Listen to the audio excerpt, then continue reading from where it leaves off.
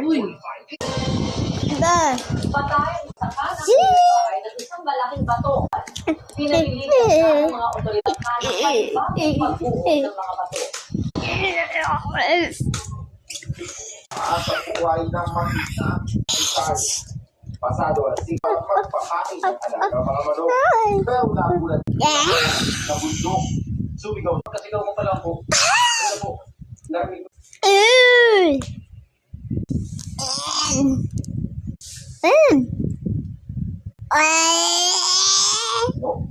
Taste of life.